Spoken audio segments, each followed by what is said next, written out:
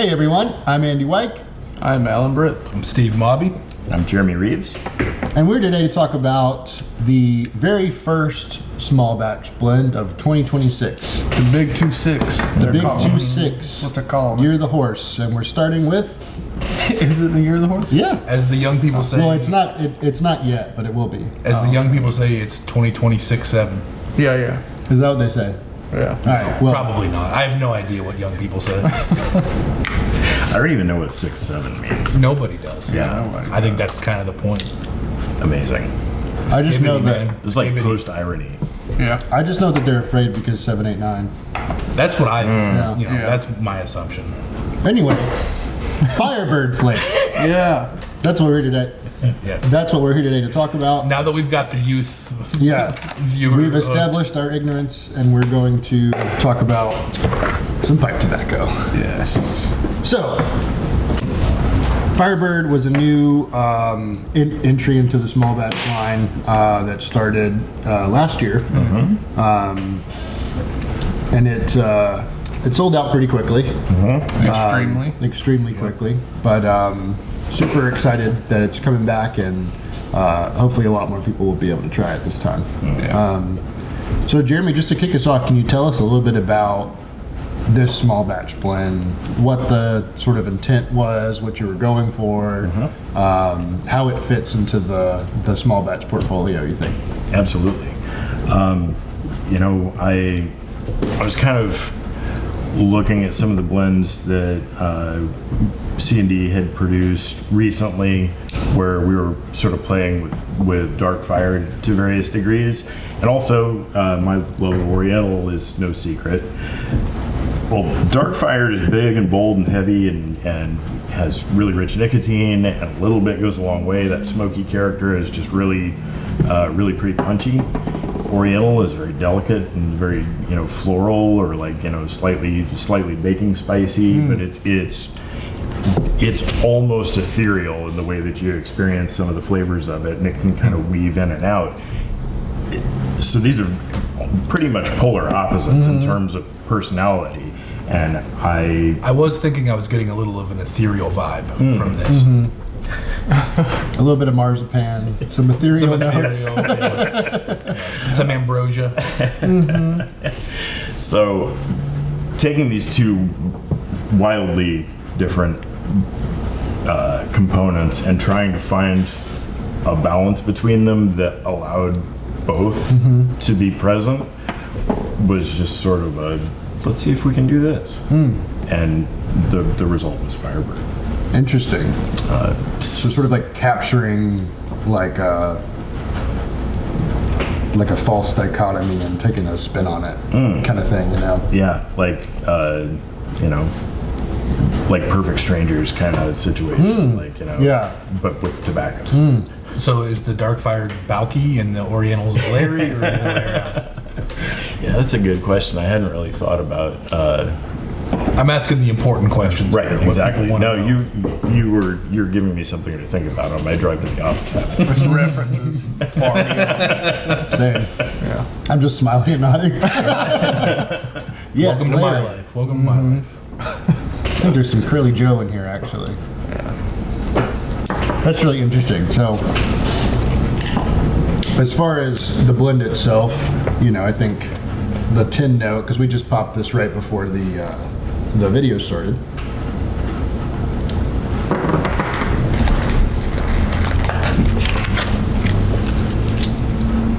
It's a good amount of sweetness in the tin, I think. It's surprisingly not as smoky in the tin note from what I would expect it to be.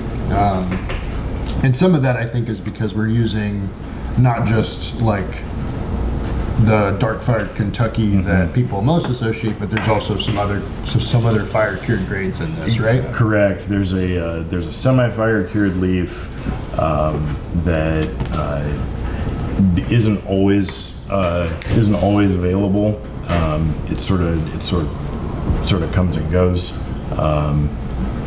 on the market, and so when I see some, I try and make sure that we have some, because it's only smoked for about 6 days, whereas the fire cured that C&D has historically used for the longest period of time, like the dark fire that we're using, and jackknife plug, or the dark fire that we use in Easy Times, is a 14 to 16 day fire cure. Like, it's smoked for 14 to 16 days with continuous firing.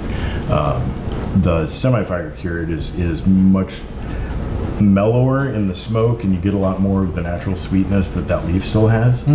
Because it hasn't been air cured, even though it is a burley variant, dark fired actually does have intact sugar, because it hasn't been air cured first. That long air curing process is how the chlorophyll and the sap in the leaf leave, and it takes 2 to 3 months for that to take place, and in that amount of time, basically, you lose all your sugar.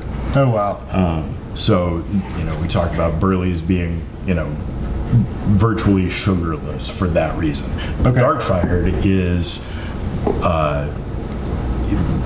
similar to the way that flue curing is done with Virginia. They approach the fire first to set the sugars, sort of like, it's not exactly like this, but a good example would be like the crust on creme brulee. Caramel. Like you've kind of like made this sturdier and hardened a bit, and set the sugars, and then you chase color. So you don't want to lose all the sugar to the process. You want to make sure first that you've solidified the sugars enough that they're not going to leave. Right. So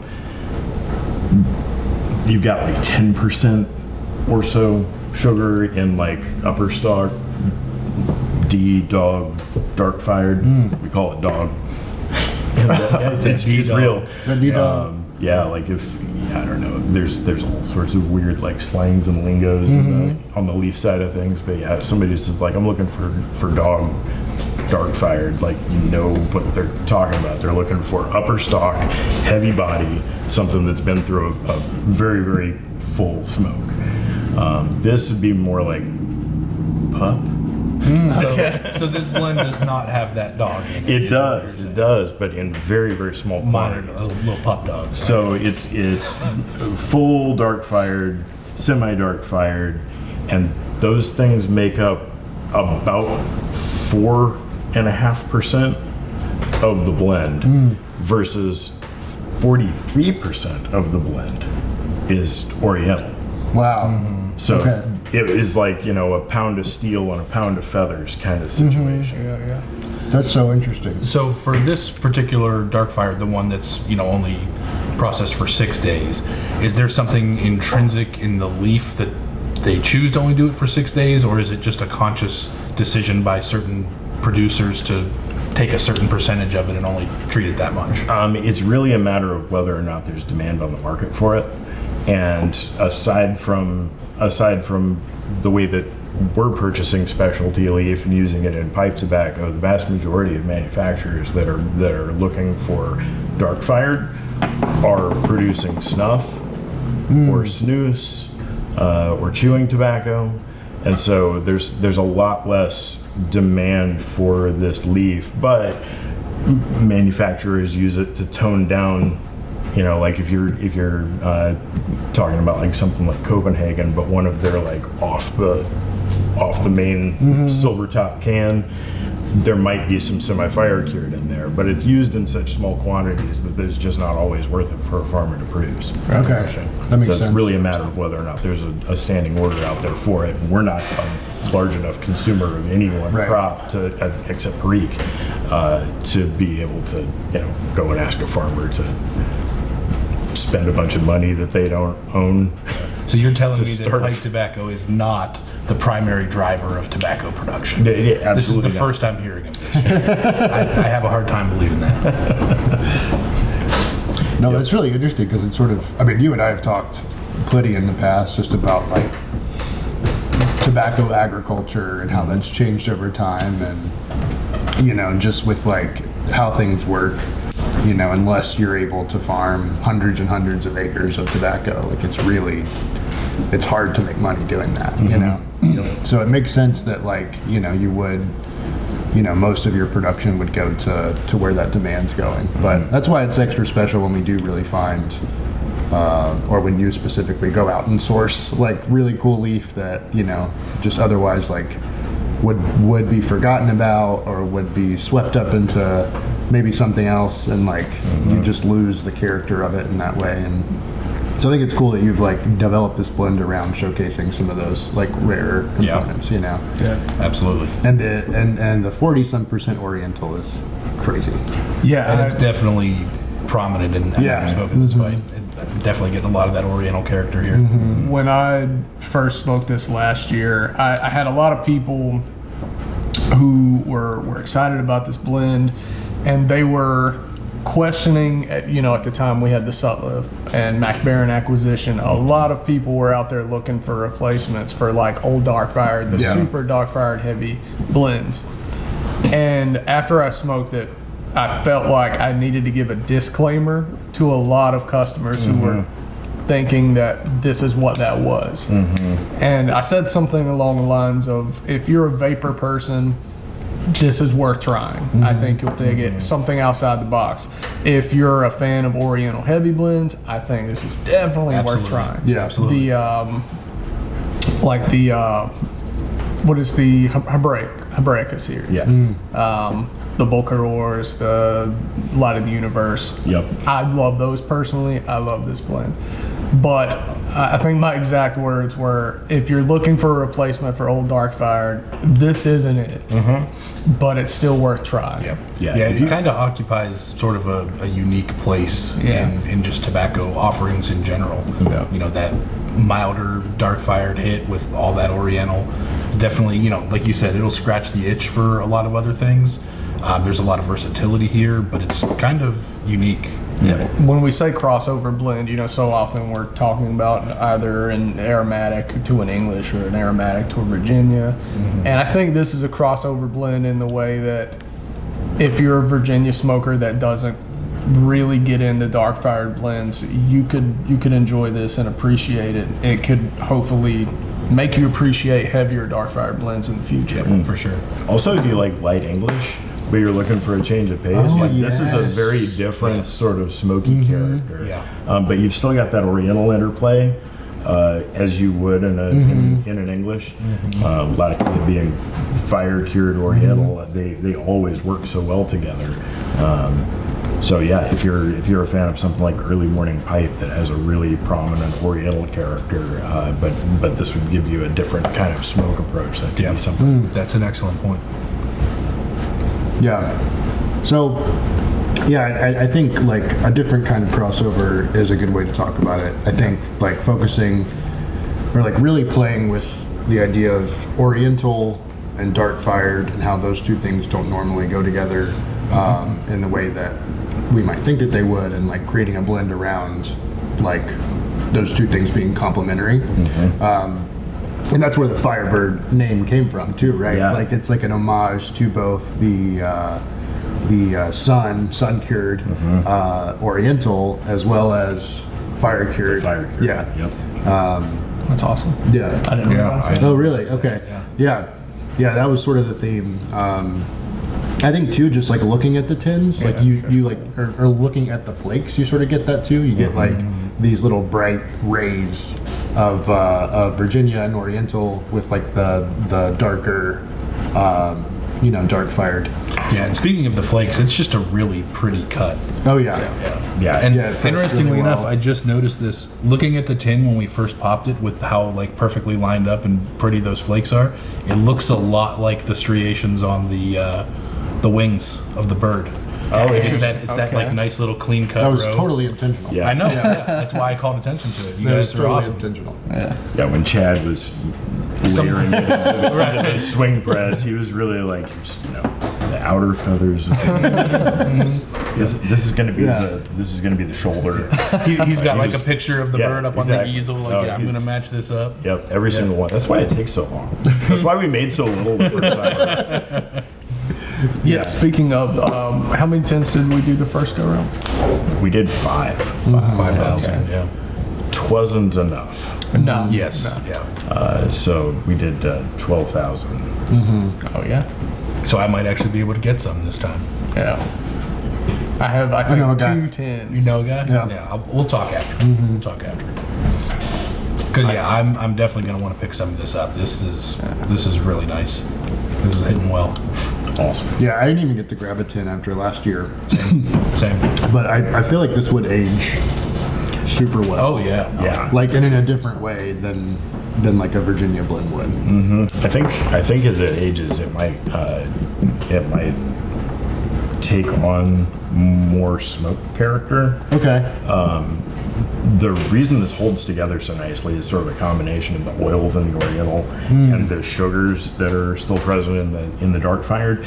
But it kind of, my guess, would be that after a few years, it might be something more like a Highland Scotch, where there is a smokiness that is notable, but it's not as pronounced as like an Isla.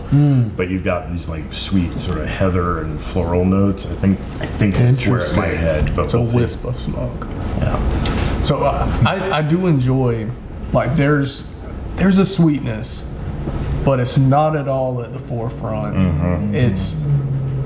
It's crazy balanced. It is almost identically smoky and sweet and umami. Yeah, I think balanced. We say that word kind of frequently and maybe overuse it in some cases. I think it's super appropriate. It's in harmonious. This is it's a very versatile blend. Like, I could get into this. I mean, it's first thing in the morning here as we're sitting here smoking this, and this is, it's light enough that I can do this now before I'm having my ribs for breakfast. So like it's a good morning blend. But I could see myself smoking this even after the ribs. It's very versatile. Of course. Really, really good flavor. Very good balance. I think you mentioned the umami, and I think that's very prominent here, and I'm a big fan of that. And then, probably not surprisingly, the dark fired is a lot more noticeable on like the retro hail. Yeah. So, I mean, just depending on how you smoke this, you can get a lot of different experiences. I think this would pair crazy well with tea. I can totally see that. Yeah. Yeah, those of you who are into things like the Gong Fu tea hobby, this would be something that I think would work really well Yeah. with that. Yeah. It's like very vegetal. And like you mentioned sweetness, and I do think there's like a good bit of sweetness here, but it reminds me of, you remember that like weird mystery review that we did that one time where you made us smoke Components, components and everybody we- got a different component. yeah. Well, like you gave us like raw Oriental, Oh, and maybe we all thought it was Virginia. Oh, because right. It was so sweet, and I think you even gave us like pure dark fired, and you had a smoke Oriental after dark fired. Were they all in little clays, or was it little corn They were cobs? they were little tasting cobs. Yeah. They were little pre-packed tasting cobs. I am. It was years ago. Yeah, I remember can't watching as a what I set fan. up. So you basically like deconstructed a blend into its components and said, Years before, yeah. I started with the deconstructed version. Yeah, exactly. Exactly. all right, let me throw this together. That's very gourmets. I suppose that's actually how I always approach a blend. Starting with the deconstruct. No, never mind. It takes components. Yeah. But yeah, it reminds me of that kind of sweetness. Like it's this like floral, like baking spice Yep. kind of sweetness to it, not like the molasses or the honey, brighter sweetness Yeah. that I would associate with like a straight Virginia flake or something Yeah. like that, right? Yeah. It's really interesting though. I think that the like spice is really cool. I think if you're a Virginia Perique smoker, there's enough spice from the dark fired that Absolutely. you're gonna get not the exact experience, but a similar experience. Yeah, I mean, I'm a big vapor smoker, and this is definitely scratching that itch for me. Yeah. So one thing I wanted to touch on too is like, so the last small batch blend of 2025 was Fires on the Levee, which also showcased dark fired in a unique way. for those guys who maybe tried that tin and really liked it, what can you tell them about how that blend maybe compares to this one? Sure. So Fires on the Levee, I think overall is punchier in the smoke character. You've also got some Preak in the mix there, and then some very, very vintage soft Virginias that are the primary focus.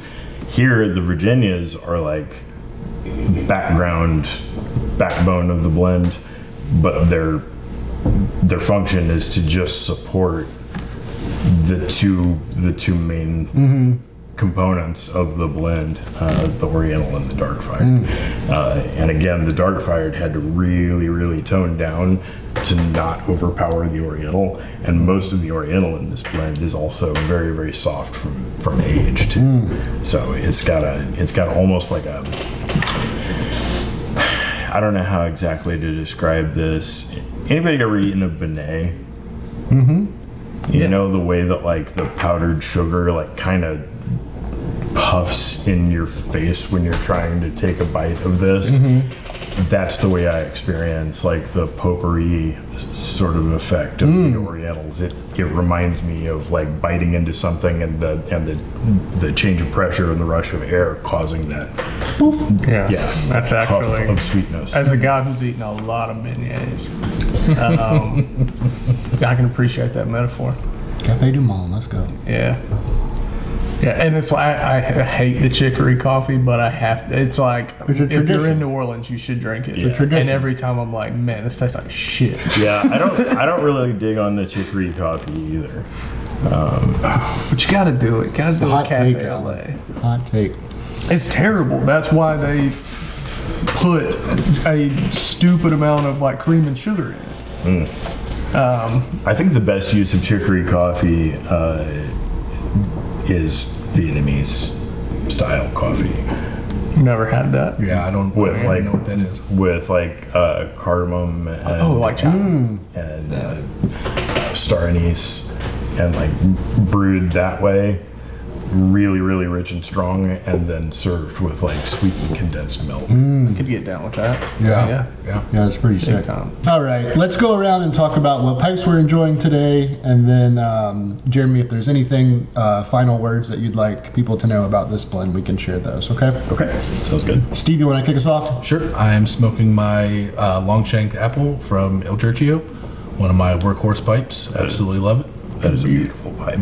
Actually, Angelo of Il Churchio sold me this pipe off of the smoking pipes table at Chicago last That's year. skill. It was actually it was phenomenal to watch. Yeah. I saw it. Yeah, happen. and I mean, he was persistent too. He came back to the table like 6 times, and every time he would pick it up and put it in my hands and talk to me about it.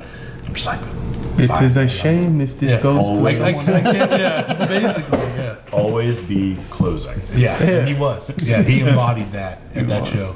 That's true. So, yeah, thanks for the sale. I'm smoking a dark smooth hillbilly from Moonshine. Yeah, I think this shape released last year. Yeah, I think Last year or the year before at the earliest. Dark Smooth Hillbilly is my nickname for Alan. Yeah, I just love this little shape, pocket-sized billiard. I've got multiples, and they all smoke great. Yeah, I have 4 of them. Nice. I want a Nice. Sunday set. They're so awesome. Yeah. That's pretty cool.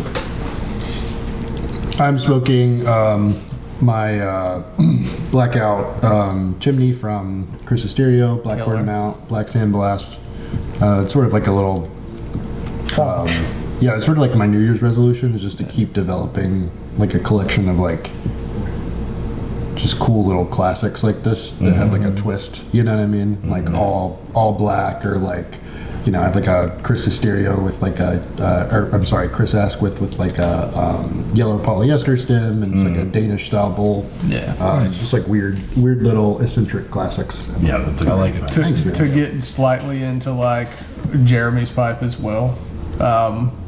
I love that Chris's aesthetic. He can do Yeah, I mean, multiple aesthetics so well. those are very different pipes. Wildly, and both excellent. Yeah. Speaking of which, also smoking a stereo horn with this really cool like panel of silver That's on awesome. the I like that back. a lot. So it's just like a little thing that's kind of just for you as the smoker, which is I love that. I love that kind of stuff. Yeah, I feel like a lot of accents, of course, are they're not right in the smoker's point of view. Yeah. So like stuff like that's really cool. Adam does a lot with that sort of experience as well. Yeah. Or Prevost with the one pot I have that has the accent Yeah. under the because it's military mount, and when you pull it out, Yep. There's it has an the accent there. Yeah. That's such a really nice cool. little The touch. peekaboo accent he's Yeah. done, Yeah. Yeah. I like that. I love a good Yeah. peekaboo accent. stuff like that. All right. Well, yeah. Jeremy, any parting words for those at home who maybe didn't get to try Firebird last time and are interested in picking up a 10 this time? Sure. To start off, given the short period of time that Firebird was actually available and accessible last year, we heard you loud and clear, and we've made more. Hope that it gives people who are interested more of an opportunity to try it. The components here are things that we use in small quantities because we just don't have enough to make these regular production things, and this is no different. Especially the Orientals that we're using are from 2005, 2006. The dark fired includes a lower smoke fire cured leaf that is sort of rare on the market and hard to snag. It's sort of the kind of thing that when I see it, I just grab it. And yeah, I think it was, as we've talked about, like this is a blend that I think there's a lot of different kinds of smokers that it would appeal to. So yeah, I hope you'll try it and let us know what you think. Jeremy just summed up how I feel about anything new that he blends. When I see it, I just grab it. That's right. 100%. Yep. Thank you. So yeah, make sure Thank you. Make sure to check out Firebird. It's a blend of 2005 Izmir, 2005 Samsung, 2019 semi-fire cured Kentucky, 2015 dark fired Kentucky, 2013 Red Virginia, 2021 Red Virginia, and another grade of 2021 Reds. So awesome blend. Yes. Pressed beautifully. Yes. Super excited to re-release this, and yeah, be sure to go check it out. Thanks all. Thanks, guys. Thanks.